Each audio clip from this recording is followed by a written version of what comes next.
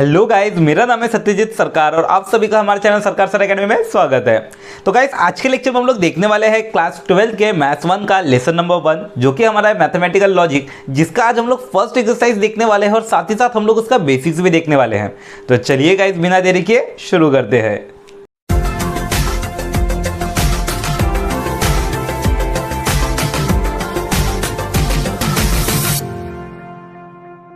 तो गाइज, अगर आप लोग चैनल में नए हैं तो चैनल को सब्सक्राइब कर दीजिए, वीडियो अगर पसंद आता है तो वीडियो को लाइक कर दीजिए और बेल आइकन को जरूर दबा दीजिएगा लेटेस्ट नोटिफिकेशंस के लिए।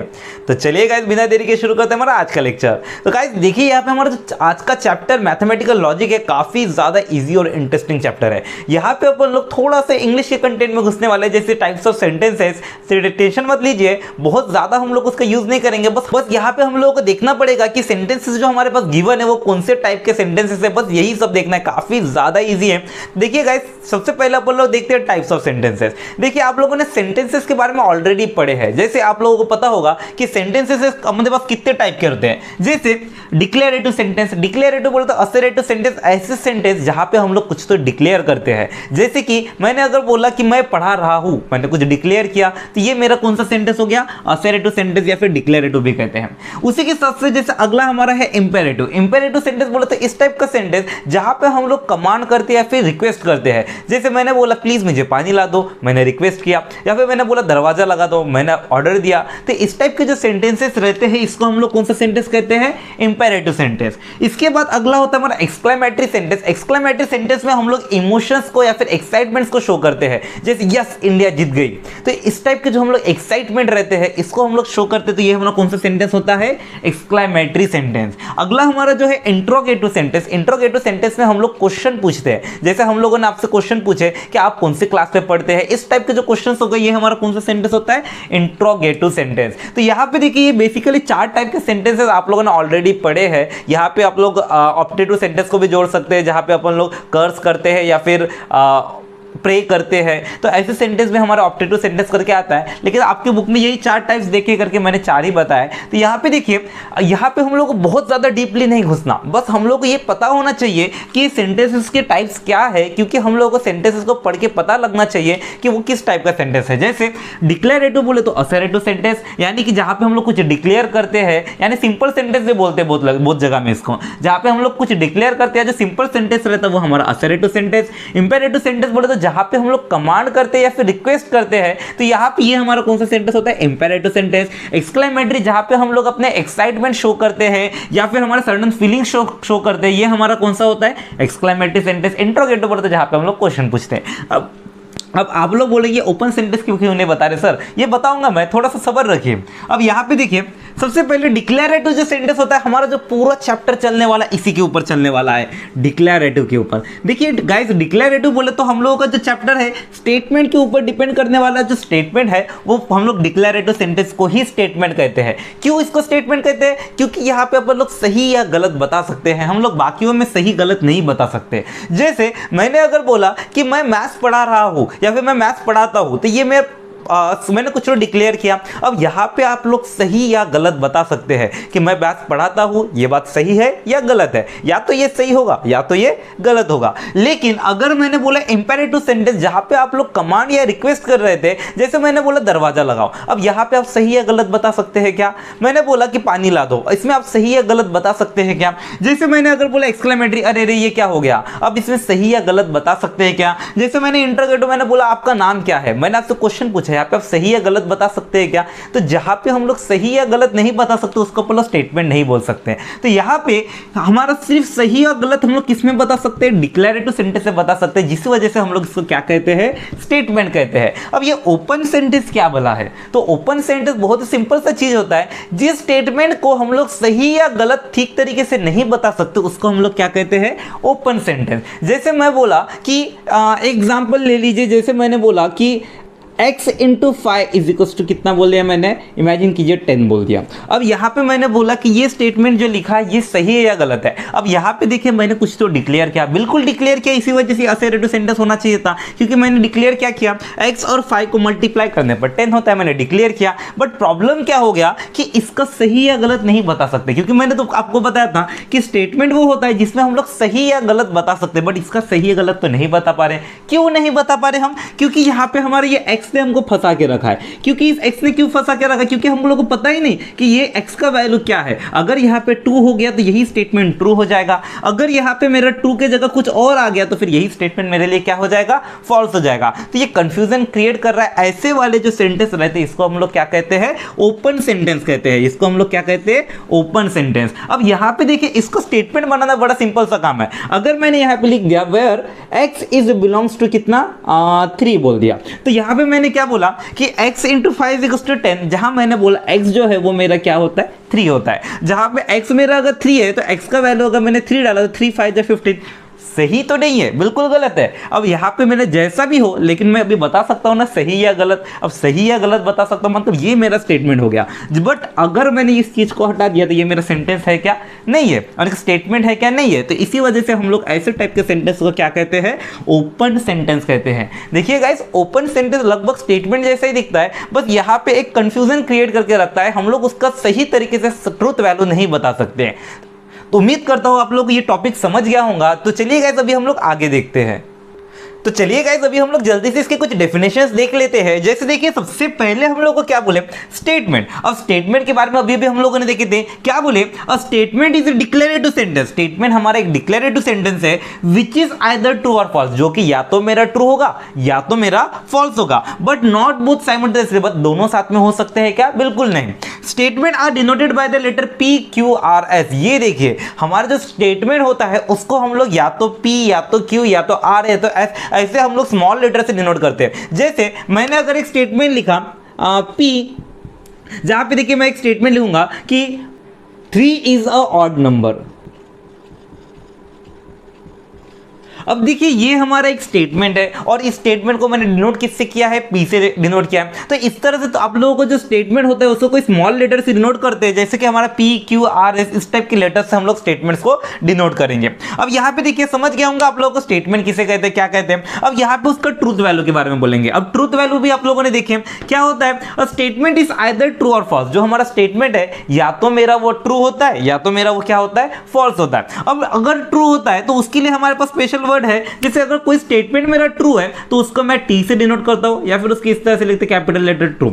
और वैसे ही अगर मेरा स्टेटमेंट फॉल्स होता है तो उसको अपन लोग किससे डिनोट करते हैं, कैपिटल लेटर F से फॉल्स। समझ गए। तो यहाँ पे देखिए ये अगर कोई स्टेटमेंट मेरा ट्रू है तो उसको मैं T से डिनोट करूंगा, और अगर कोई स्टेटमेंट मेरा फॉल्स है तो मैं उसको किससे डिनोट करूंगा, F से डिनोट करूंगा। अब यहाँ पे देखिए हमको क्या बोले कि हमारा जो 1 और 0 ऐसे दो लेटर्स है जिसको हम लोग ट्रू और फॉल्स के रिप्लेसमेंट में यूज करते हैं। जैसे हम लोग को पता है कि T बोले तो ट्रू होता है, और कई जगहों में अपन लोग ट्रू की जगह में 1 भी लिख सकते हैं, और वैसे ही फॉल्स बोले तो क्या होता है, F होता है, और वहां पे हम फॉल्स की जगह में क्या लिख सकते हैं, 0 लिख सकते हैं। ये जनरली हम लोग जो सर्किट डायग्राम वगैरह बनाएंगे, इसके जो सर्किट टेबल बनाएंगे तब हम लोग इसका यूज करेंगे। और आप लोग अगर आगे चल के CS वगैरह करते होंगे या फिर इलेक्ट्रॉनिक्स करते होंगे तो उसमें भी आप लोग को ये चीजें मिल सकते हैं। अब यहाँ पे देखिए ट्रू के लिए हमारे पास कौन सा लेटर है 1, और फॉल्स के लिए हमारे पास क्या है 0। तो इस तरह से हम लोगों का ट्रूथ वैल्यू भी पता हो गया।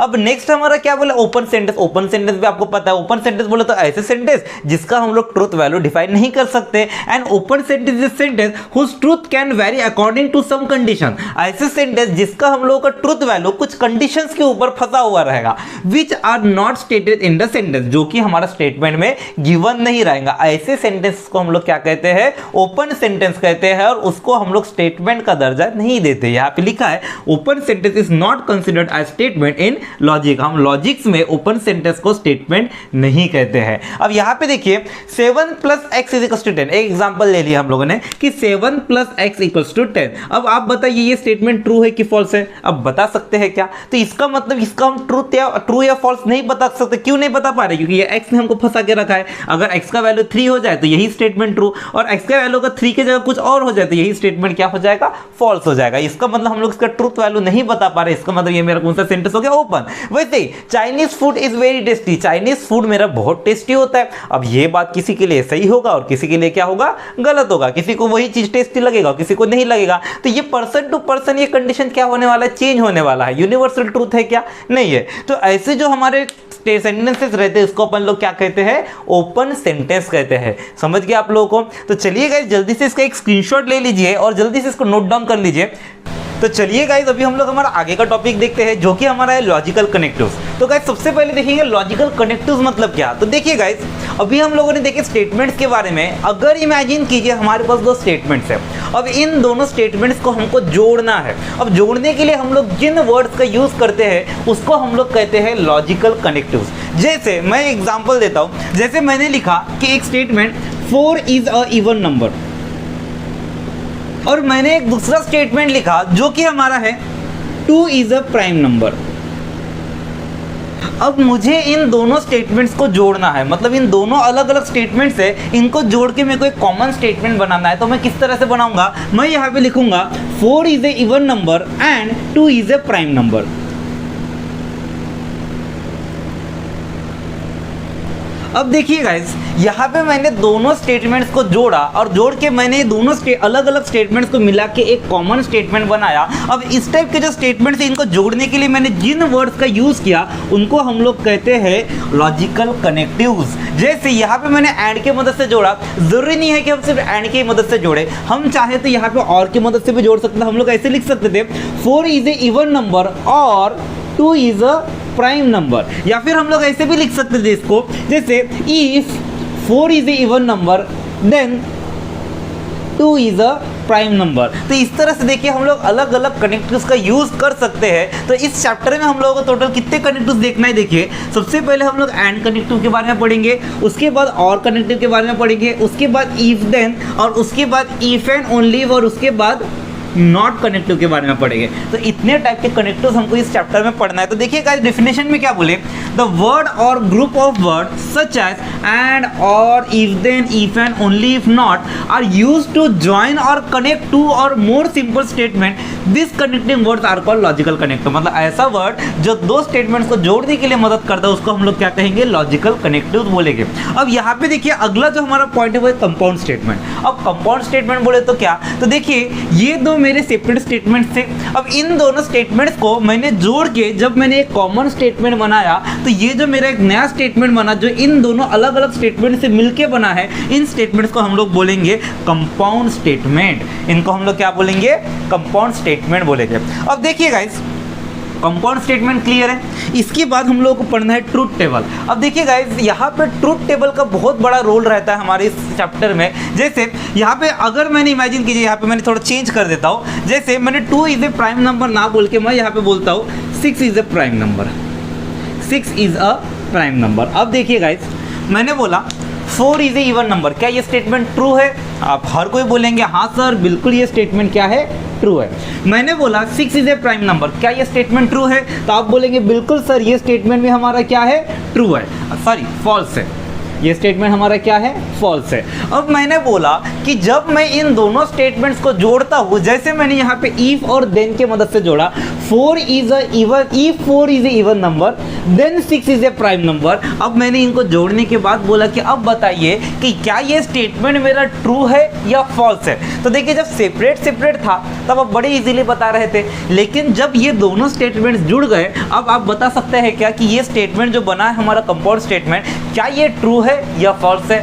कंफ्यूजन हो रहा है ना, तो इन कंफ्यूजन को क्लियर करने के लिए हमारे पास है ट्रूथ टेबल। हम कुछ यहाँ पे ट्रूथ टेबल्स पढ़ेंगे जिसके मदद से इस टाइप के जितने भी कंफ्यूजन है हमारे क्लियर हो जाएंगे। तो चलिए गाइस अभी हम लोग इसके बाद का ट्रूथ टेबल देखते हैं। पहले एक बार डेफिनेशन को हम लोग देख लेते हैं। A truth table that shows the relation between truth value of simple statement and the truth value of compound statement formed by using this simple statement is called truth table। अब यहाँ पे क्या बोले, एक ट्रूथ टेबल बोले तो एक ऐसा टेबल जहाँ पे वो हमारा शो करता है किसका, relation between truth value of simple statement, जहाँ पे इन दोनों सिंपल स्टेटमेंट्स का रिलेशन का हम लोग को ट्रूथ वैल्यू बताने वाला जो टेबल होता है, जहाँ पे इन दोनों को मिक्स करके कंपाउंड स्टेटमेंट बनाने के बाद इसका जो नया सेंटेंस फॉर्म हुआ उसका ट्रुथ वैल्यू क्या रहेगा ये बताने का काम हमारा कौन करता है, ट्रुथ टेबल करता है। तो ये है हमारा ट्रुथ टेबल का कंसेप्ट। इसके बाद अभी हम लोग क्या करेंगे, जितने भी हमारे लॉजिकल कनेक्टिव्स हैं इन सबके ऊपर से एक एक टेबल बनता है, हम लोग उस टेबल के बारे में देखने वाले हैं। तो चलिएगा जल्दी से इसका स्क्रीनशॉट ले लीजिए, इसके बाद हम लोग आगे का ट्रुथ टेबल देखेंगे।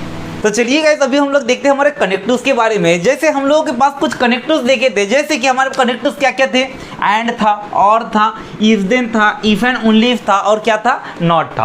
अब इन सभी कनेक्टिव्स का एक टेबल बनता है, जैसे मैंने अभी बताया था। तो इन सभी कनेक्टिव्स का टेबल देखिए हम लोगों ने बना के रखे कुछ इस तरीके से। अब ये टेबल का यूज किस तरीके से करना, अब देखिए यूज कैसे करना है ये देखने के लिए मैं आपको पिछला वाला एग्जाम्पल ही ले लेते फिर से। जैसे हमारे पास दो स्टेटमेंट था, पहला स्टेटमेंट को मैं डिनोट करूंगा पी से, क्या लिखे थे हम लोगों ने statement, 4 is an even number. और दूसरा स्टेटमेंट हमारा क्या था, क्यों बोले तो 6 इज ए प्राइम नंबर। तो देखिए गाइस यहाँ पे हम लोग सेंटेंस को डिनोट कैसे कर रहे हैं, इस तरह से हम लोग कोई भी स्टेटमेंट को डिनोट कर सकते हैं। जैसे स्टेटमेंट को, पहले स्टेटमेंट को मैंने डिनोट किया पी से, और दूसरे स्टेटमेंट को डिनोट किया मैंने किससे, क्यू से। अब इन दोनों स्टेटमेंट्स को जब मैं एंड के मदद से जोड़ूंगा, मतलब एंड कनेक्टिव की मदद से जोड़ूंगा, तब मैं इसको इस तरीके से लिखूंगा, कैसे, पी एंड क्यू, और इसको लिखूंगा कैसे, 4 इज एन इवन नंबर, और दूसरा क्या है, एंड, क्योंकि हम एंड की मदद से जोड़ रहे हैं तो हम लोग लिखेंगे and 6 is a prime number. देखिए दोनों स्टेटमेंट्स को जोड़ा, किसकी मदद से जोड़ा, एंड की मदद से जोड़ा। अब मैंने बोला पहला स्टेटमेंट मेरा क्या था बताइए जरा, तो पहला स्टेटमेंट था मेरा true, 4 is a even number. हम सभी को पता है कि ये स्टेटमेंट हमारा क्या है, ट्रू है, ठीक है। अब यहाँ पे देखिए अगला वाला जो स्टेटमेंट था, अगला वाला स्टेटमेंट क्या था, 6 इज ए प्राइम नंबर। मेरे को बताइए स्टेटमेंट ट्रू है कि फॉल्स है, सबको पता है कि ये स्टेटमेंट हमारा क्या है, फॉल्स है। अब मैंने दोनों स्टेटमेंट को जोड़ा किसकी मदद से, एंड के मदद से जोड़ा। मेरा पहला स्टेटमेंट था ट्रू, और एंड बोले तो हमारा ये वाला सिंबल, और दूसरा स्टेटमेंट हमारा क्या था, फॉल्स। अब मेरे को बताइए ट्रू एंड फॉल्स में क्या होता है, तो देखिए टेबल की तरफ, यहाँ पे पहला स्टेटमेंट अगर ट्रू है, दूसरा स्टेटमेंट अगर फॉल्स है, तो रिजल्टेंट स्टेटमेंट इज फॉल्स। इसका मतलब हम लोग का जो ये रिजल्टेंट स्टेटमेंट बना है, मतलब ये कॉम्बाइंड जो स्टेटमेंट बना है, ये स्टेटमेंट मेरा क्या रहेगा, फॉल्स रहेगा।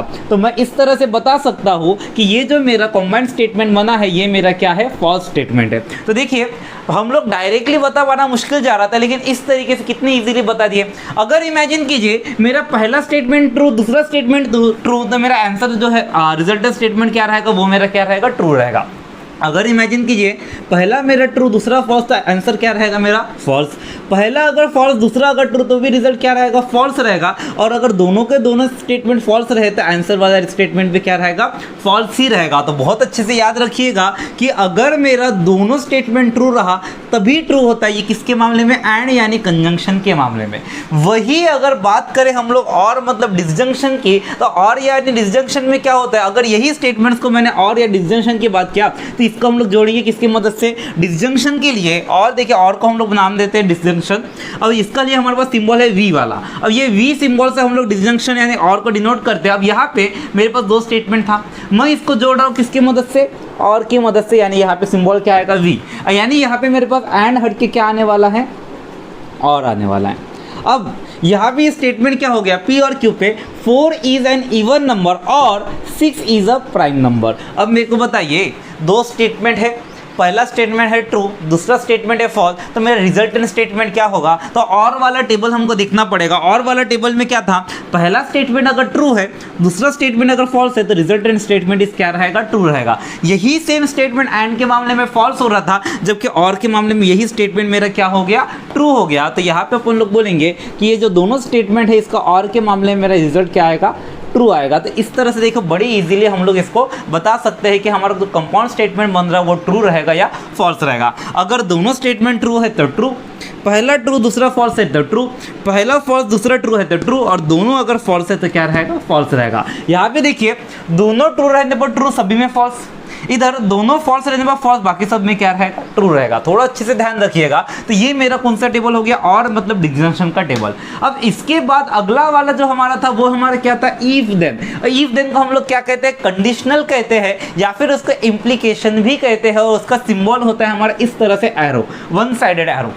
अब यहाँ पे भी सेम उसी तरह से हम लोग बनाएंगे। जैसे हम लोग अगर स्टेटमेंट बनाए, पहला स्टेटमेंट 4 इज इवन नंबर, दूसरा स्टेटमेंट 6 इज प्राइम नंबर, इसको अगर मेरे को जोड़ के बनाना है तो हम लोग लिखेंगे if 4 is an even number then 6 is an prime number, then 6 is a prime number. देखिए मैंने दोनों स्टेटमेंट को जोड़ा, किसकी मदद से जोड़ा, इफ और देन की मदद से जोड़ा ना। यहाँ पे अपन लोग इसको लिखेंगे P इम्प्लाइज Q करके। कैसे लिखेंगे, P इम्प्लाइज Q करके। अब यहाँ पे देखिए पहला स्टेटमेंट ट्रू, दूसरा स्टेटमेंट फॉल्स, तो यहाँ पे क्या होता है, पहला ट्रू दूसरा फॉल्स, सिंबल हमारा क्या है इम्प्लाइज वाला। तो अगर पहला ट्रू दूसरा फॉल्स रहा तो रिजल्ट स्टेटमेंट क्या रहेगा, ट्रू फॉल्स पे फॉल्स, बाकी सब में क्या आता है, ट्रू आता है। देखिए खास टेबल है ये, थोड़ा सा अच्छे से याद रखिए, पहला ट्रू दूसरा फॉल्स रहा तभी वो फॉल्स होगा, बाकी सब में क्या होगा, ट्रू होगा। तो बहुत अच्छे से याद रखिए, पहला ट्रू दूसरा फॉल्स पे फॉल्स, बाकी सब में ट्रू। मतलब ये जो मेरा कंपाउंड स्टेटमेंट बना है ये मेरा इफ देन के मामले में क्या है, फॉल्स है। वही अगर हम लोगों ने इसी चीज को इफ एंड ओनली इफ में बोले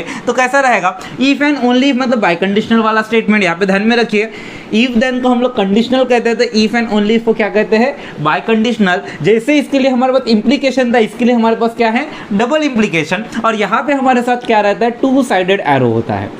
याद रखिएगा इफ एंड ओनली इफ के लिए हमारे पास क्या है, टू साइडेड एरो है। अब यहाँ पे अगर यही स्टेटमेंट हमारा है तो यहाँ पे क्या होगा, हम लोग इसको लिखेंगे P डबल इम्प्लाइज Q, ठीक है, P double implies Q, 4 is an even number if and only if, if and only if, if and only if 6 is a prime number. अब देखिए पहला अगर ट्रू है दूसरा अगर फॉल्स है तो डबल इंप्लाइज के मामले में क्या होता है, ट्रू फॉल्स पे क्या होता है, हमारा फॉल्स होता है। तो यहाँ पे हमारा क्या रहेगा, ट्रू फॉल्स पे फॉल्स। देखिए डबल इंप्लाइज वाला टेबल कैसा है, दोनों स्टेटमेंट ट्रू रहा तो ट्रू, दोनों स्टेटमेंट फॉल्स रहा तो ट्रू, और अगर वो मेरा ट्रू फॉल्स या फॉल्स ट्रू के फॉर्म में तो रिजल्ट में क्या रहेगा, हमारा फॉल्स रहेगा। बहुत अच्छे से याद रखिएगा। और इनके नाम काफ़ी इंपॉर्टेंट है। इफ देन के हमारे पास एक कंडीशनल है, इंप्लीकेशन एरो रहता है।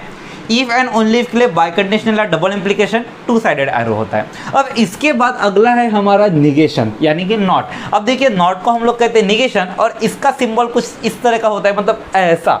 अब यहाँ पे देखिए कैसा है, अगर मेरा स्टेटमेंट ट्रू है, जैसे मैंने अगर बोला यहाँ पे इमेजिन कीजिए इस तरह से मैंने ले लिया, पहला स्टेटमेंट है हमारा P क्या है, 4 इज एन इवन नंबर। अब 4 इज एन इवन नंबर, इसको अगर हमको लिखना रहा तो हम लोग कैसे लिखेंगे, यहाँ पे ये 4 इज एन इवन नंबर, ये मेरा स्टेटमेंट ट्रू है कि फॉल्स है। तो हम सभी को पता है कि ये जो स्टेटमेंट है ये हमारा क्या है, ट्रू है।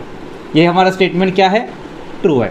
लेकिन अगर मैंने इसका निगेशन करने बोला, निगेशन में हम लोग कैसे लिखेंगे, P का अगर निगेशन करने रहा तो हम लोग लिखेंगे निगेशन ऑफ P।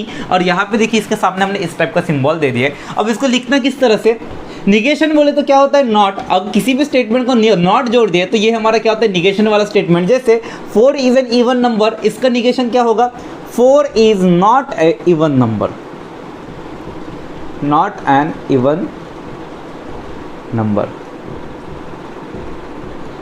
अब यहाँ पे देखिए ये स्टेटमेंट अगर ट्रू था तो इसका निगेशन करने के बाद ये जो नया वाला स्टेटमेंट बना ये मेरा क्या हो गया, ये नया वाला स्टेटमेंट मेरा रहेगा फॉल्स स्टेटमेंट। क्या रहेगा ये हमारा नया स्टेटमेंट, फॉल्स स्टेटमेंट। बहुत अच्छे से याद रखिएगा। अगर मैंने निगेशन वाला कोई स्टेटमेंट है, जैसे अगर मैंने बोला कि सरकार sir is a mathematics teacher, is not a mathematics teacher लिख देते, सरकार sir is not a mathematics teacher, maths teacher.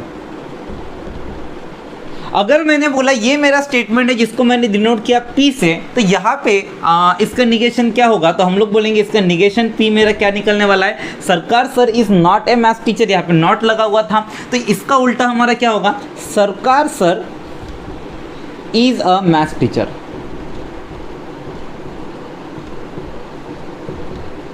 अब ये पहला वाला स्टेटमेंट हमारा क्या था, पहला वाला स्टेटमेंट हमको पता है कि सरकार सर मैथ्स पढ़ाते नहीं है, क्या सही है ये बात, मैं मैथ्स पढ़ाता हूँ, इसका मतलब ये स्टेटमेंट क्या है, फॉल्स है। लेकिन उसका निगेशन करने के बाद सरकार sir is a maths teacher, मैं मैथ्स टीचर हूँ, बिल्कुल ये स्टेटमेंट क्या हो गया, ट्रू हो गया। तो इस तरह से हम लोग स्टेटमेंट को ट्रू फॉल्स ये हम लोग नॉट की मदद से बता सकते हैं। तो यहाँ पे देखिए कुछ हम लोगों ने टेबल्स के बारे में पढ़े। अब यहाँ पे देखिए कुछ चीज़ें छूट गए अपने, जैसे मैंने यहाँ पे एंड यानी कंजंक्शन में कुछ हमने वर्ड्स लिखे, जैसे बट, येट स्टिल इंस्पायर्ड दो more over while neither not. अब ये वर्ड्स काय के लिए है, तो देखिए हम लोग जैसे वर्ड्स को जोड़ते हैं तो जोड़ने के लिए जैसे इन कनेक्टिव्स का यूज कर रहे हैं, वैसे ही हम लोगों के पास अगर हम लोगों ने ये जैसे बट के मदद से अगर स्टेटमेंट को जोड़े, या फिर येट के मदद से स्टेटमेंट को जोड़े, या फिर स्टिल के मदद से स्टेटमेंट को जोड़े, या फिर इंस्पायर्ड के, या फिर दो के, या फिर मोर ओवर के, या फिर वाइल के, या फिर नाइदर नॉर के, इन वर्ड्स की मदद से अगर हम लोग स्टेटमेंट को जोड़ेंगे तो स्टेटमेंट में हम लोग किसका यूज करेंगे? रूल, एंड का रूल यूज करेंगे। मतलब वहां पे भले ही ये वर्ड्स दिखेंगे लेकिन हम लोग रूल किसका यूज करेंगे? एंड वाला टेबल का रूल यूज करेंगे। तो इतना हम लोग को ध्यान में रखना है और इसके बारे में और ज्यादा डिटेल में देखेंगे हम लोग एक्सरसाइज में। तो गाइस इतना हम लोग को आज के इसमें सीख के रखना है, तो बहुत अच्छे से याद रखिएगा मैंने क्या क्या बोला है। इतना अगर चीजें आप लोगों को ध्यान में है तो बड़ी इजीली आप लोग फर्स्ट एक्सरसाइज एकदम आराम से कर लेंगे। तो गाइस मैं सोचा था कि इसी फर्स्ट वीडियो में ही मीन्स फर्स्ट लेक्चर में ही मैं आप लोग को बेसिक्स और साथ ही साथ एक्सरसाइज भी दे दूंगा, लेकिन वीडियो थोड़ा सा लंबा हो रहा है, इसी वजह से ये लेक्चर मैं सिर्फ बेसिक्स के लिए रख रहा हूँ। और इसके बाद जो मेरा नेक्स्ट वाला लेक्चर रहेगा वो हमारा पूरा कंप्लीट फर्स्ट एक्सरसाइज के ऊपर रहेगा। काफ़ी ज़्यादा सिंपल रहने वाला है, जितना चीज़ें मैंने बताया है इतना अगर चीज़ें आप ध्यान में रखेंगे तो बहुत ईजिली आप लोग इसका फर्स्ट एक्सरसाइज कर लेंगे। तो गाइज अगर आप लोग को वीडियो पसंद आता है तो वीडियो को लाइक कर दीजिएगा, सब्सक्राइब कर दीजिएगा चैनल को।